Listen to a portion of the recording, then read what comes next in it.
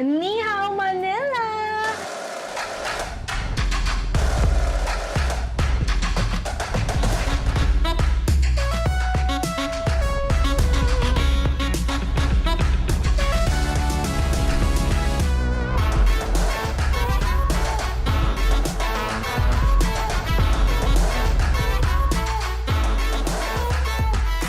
Ni hao, Manila! Welcome to another episode of Ni Hao Chats with me, your host, Valerie Tan. And since Mother's Day is here, well, happy Mother's Day to all of the moms watching there. Hello! We have two young, beautiful moms joining us today. Say Ni hao to Alice and Frances. Hi, ni hao. So Alice, tell us more about your background as a mom. I'm Alice. I'm a corporate mom. I'm a working mom. I'm a service director at Hire. I have a 2-year-old son, a very, very active and very sweet son. I'm married for 4 years. I'm Filipina and my husband is pure Chinese. Hi, I'm Frances. I'm pure Filipino Chinese and I'm married to a pure Filipino Chinese, but he grew up in the States. I have one son, 2-year-old. So I'm sure that yung maraming adjustment na nga yung motherhood in itself. But if you put in pa the difference in culture, the adjustments will be bigger and greater. So for you, Alice, ano yung mga naging major challenges mo when it came to being a mother na iba-iba yung culture ng husband mo and his side of the family is also Filchai? Well, in my case, since we're married for 4 years, so that means 3 years kami pa lang. And then we're trying na magka-baby. I had to Google everything. And unfortunately, kapag feel shy, you can Google it eh. Parang, I don't know, for some reason, if it's like a Chinese culture thing, like the one that they do in mainland, you can Google it. Pero if Filipino-Chinese, hindi talaga. Like, example, ang unang question sa akin, magkikialay ka ba? Magkikialay ka ba? Magkikialay ka ba? What is Getlay muna? Getlay. For the knowledge of our viewers. I can explain sige, it. Baka mas accurate yung sa'yo, Okay. no? What is Getlay? So, what is Getlay? Getlay is a 30-day period wherein the mother undergoes a recovery period of the body. Kasi di ba, the body went through extreme trauma during childbirth. So, during that period, the mother, she avoids showering. Totoo yan, ah. Walang Bawal ligo. mag-shower. Bawal magbasa, ganyan. And then, she consumes a lot of healthy foods. And yung mga teas, herbal teas. No water, bawal water. This one is to help the body aid with the recovery. So that's Getlay. Nag-Getlay ka ba? Nag-gelay ako. Tapos kasi sabi ko yan, kung ayaw mag-gelay, hindi ka aabot ng 80. Parang gano'n. Okay. Tignan mo si ama. Tignan mo si ama. Tignan mo si atay. Parang ganyan. They always say that. Na, yun talaga. So, parang ako, walang maliligo ng isang buwan. So, ginawa mo? Yes. Yes, I- oo. So, I think- mabubuhay ka until 80. yes. So, tapos nun, the rest would be, okay, parang how will I raise my kid na according to my beliefs. And kung saan ako, paano ko pinalaki, and then not offending yung culture ng husband ko. Yes, correct. Kasi, since Pinoy ako, kahit mukha akong feel shy, and my husband is pure, may Great Wall of China. Yeah. May Great Wall of China. Usually kasi I think maybe Frances would can share more about it. Kapag pure yung isa, especially panganay na anak and panganay na ako, na lalaki. So ganun ka-intense yung siya. And then ako, Pinoy. You're my son. How, you can have whatever you want. Whoever you want. Parang ikaisyaw na lang kita kaysa pumili ka ng wala. Kaisyaw is yung parang setup, di ba? Yes. Like, introduce to someone. For you, Frances, kahit na feel siya yung husband mo, he was born and raised in the States. States. So, naintindihan ba niya din yung Getlay and for yung mga adjustments that you had to Well, make? I would say na he knows about it. His ama is the grandmother. His ama used to live with them in the States. So, luckily, actually, he knows the language Hokkien. Kasi di ba usually when you grow up in the States, you're there, you're not from here, wala na yung language eh, namatay na yon, right? Yung Chinese language. But siya, he can converse in Hokkien. Siguro yun yung one of their things, that's why na-approve siya ng parents ko. Since he is born and raised there, I would say that mas open-minded compared to the Chinese here. Mas na-accept nila yung Ang hirap. cultural difference, I Yeah, guess. No? like for the Filipino Chinese here, I think we are more reserved. Yeah. And of course, for our parents, they are more serious. and formal in their reactions. Parang no, I love you. Yun, yung mga Yeah, ganon, not so di ba? showy. Yes, not not showy in terms of words, but they are showy through their actions. Example, kapag Service. pregnancy, di ba? When a parent knows that their daughter is expecting, di ba usually they're not as expressive about their excitement as to compared to maybe Filipino culture, right? Or other cultures. Hindi nila sasabihin na mag-ingat ka, not through words or I'm excited for the baby. Hindi ganon. But they are, like maybe they're calling their doctors, o ano dapat inumin, ano dapat kainin. Pero may OB ka na. Yung mga ganon, more on action sila, not through words. I think yun, generally, Chinese parents are more reserved. That is true, especially for the older generation, ano. Pero sa atin, sa generation natin, syempre parang mas open na ba? Like, we say, I love you more. Do you say, I love you to your son? Yes, yeah. I think right now, we're more open, we're more vocal. Siguro it's the Chinese culture adapting to the Filipino. So how about to your son? Paano nyo na ma-merge yung difference in culture in raising your son and showing your son that you love them? Parang actually it's a blessing na hindi kami nagkaanak agad. Kasi yung 3 years na yun, we're acclimating, like, okay, we're trying. Pero what if andyan na, how will we raise him, ganyan. Ako kasi to be honest, ayoko mag-English yung anak ko, gusto ko Filipino kasi it's a dying language. Parang yung mga kids, especially sa village, all of them speak in Taglish. I mean, no offense in Taglish, but nawawala kasi yung Filipino. At saka na ano, yung pag nagtatagalog yung mga kids ngayon, mali-mali. Exactly. And it's not cute, sorry ha. Hindi cute yun eh. Example, yung basic lang na, kamusta is kumusta. Ganyan. Dapat kumusta yan. Pag minsan may kausap ako sa ano, hindi nila ako naintindihan. Kasi straight, ang lalim ko daw mag-Tagalog. So yun yung naging ano ko, sabi ko, gusto ko siya matutong mag-Tagalog, no English.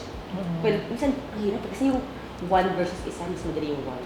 Pero as much as possible, Tagalog. But then, I have to respect again the Philippine culture kasi nga, may Great Wall of China na nangyari. And I have to respect the side of my husband. Kaso, since hindi nga siya showy, he's not very expressive. I know I have to teach my son Hokkien. Alam ako ng Hokkien. Oh, that's nice. You made an effort. Nag-aral ako ng Okay. Hokkien. Pero ang hirap pala kasi it's a conversational language, but it's very contextual. But you cannot Google it.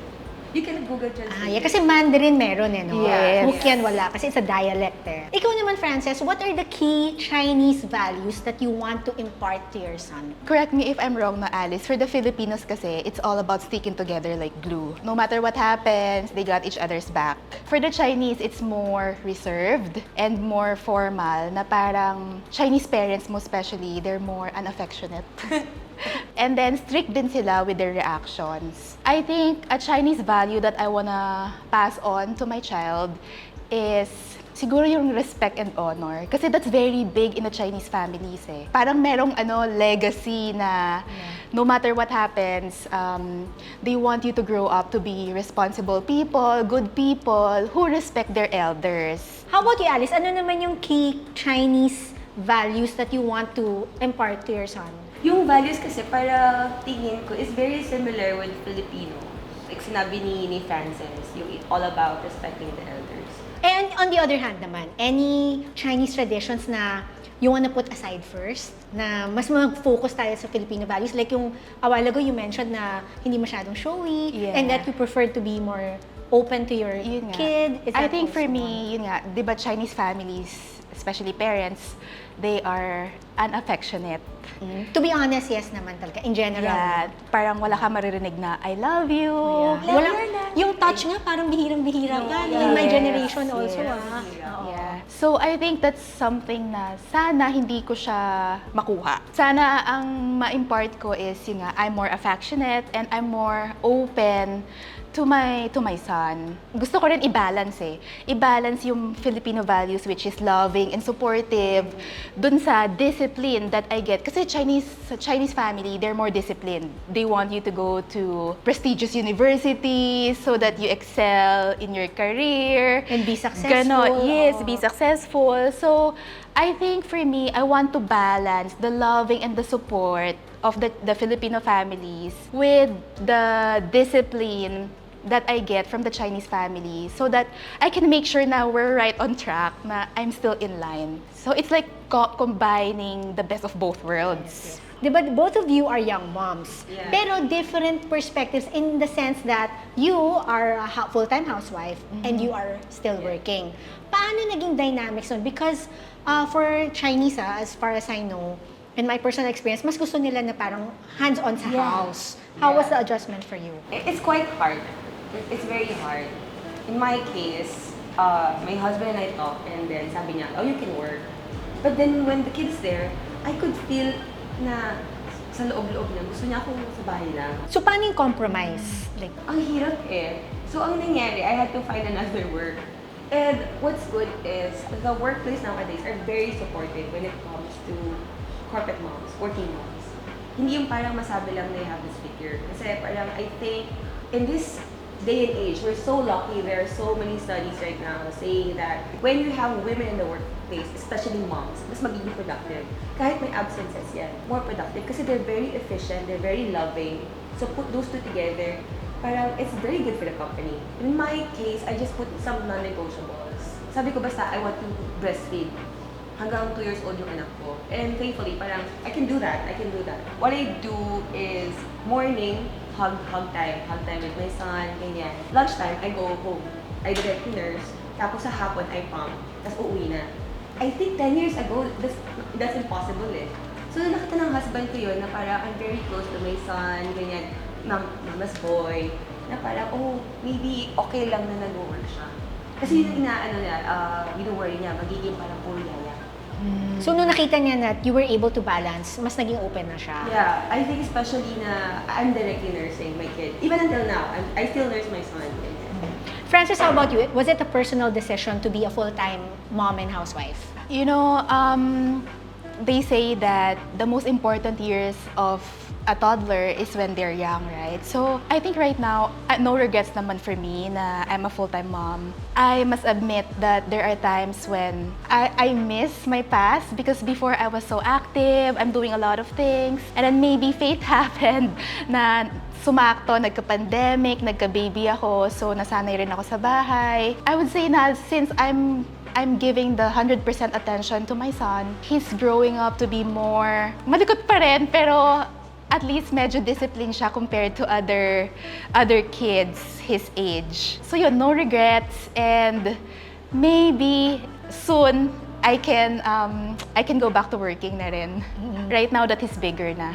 Alright, any advice to our viewers na who's also navigating the same things as you, na motherhood with cultural differences pa that they have to adapt? Definitely, if mixed culture, you have to respect the culture of both. Hindi pwedeng, kasi ito, okay to eh, lola ko ganito eh. You have to respect your own culture kasi that's your belief and your partner's. It's a unit, it's a family unit, definitely. And you will really reap the benefits kasi you're gonna get the best of both worlds. And when it comes to working or not working, you have to set your boundaries. What do I want to achieve? I really want to work, but ano yung non-negotiables ko? Okay, I want to nurse, I want to do like this and this and this. Definitely talk with your partner. That's very, very important. Not only to yourself, but talk to your partner. What are your non-negotiables? And so don't be afraid. You can be a working mom. You can be a wonderful wife. That's my advice. My advice for all the moms out there, I think, is yun nga, just like what Alice said, never be afraid to get support from other moms because you're not alone. You know, for my case kasi, I experienced postpartum depression. During that time, it was pandemic. So instead of feeling joy that I have a new baby, parang na-overwhelm ako sa sadness, sa lack of sleep. Pandemic pa. Yeah, nobody visited me kasi pandemic.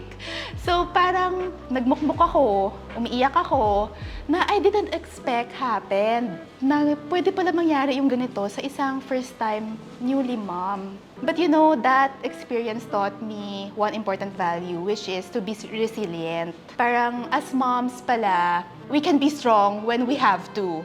Na I didn't know na I can do it pala, you know. And then yun nga, to not be afraid to ask for help from other moms kasi they will support you. And then you're not alone, right?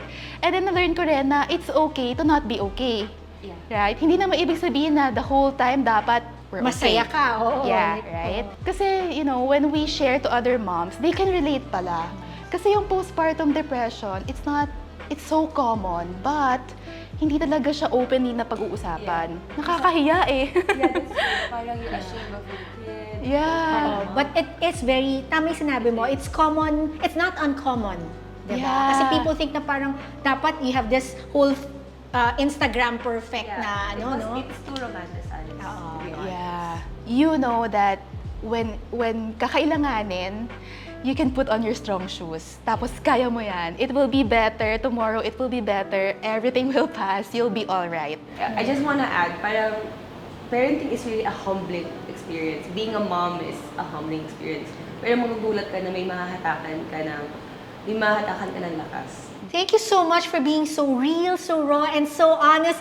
Two young and beautiful moms sharing your experiences. Maraming salamat, Ceci. Thank you for having us. Thank you. And where can they reach you kaya? You have like socials you want to promote?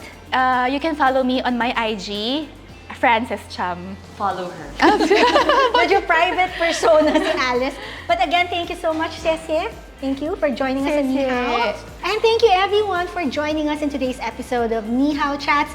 Again, my name is Valerie Tan and do follow us at Ni Hao Manila on YouTube, Facebook, and Instagram for more of our stories. Maraming salamat and thank you again for watching Ni Hao Manila.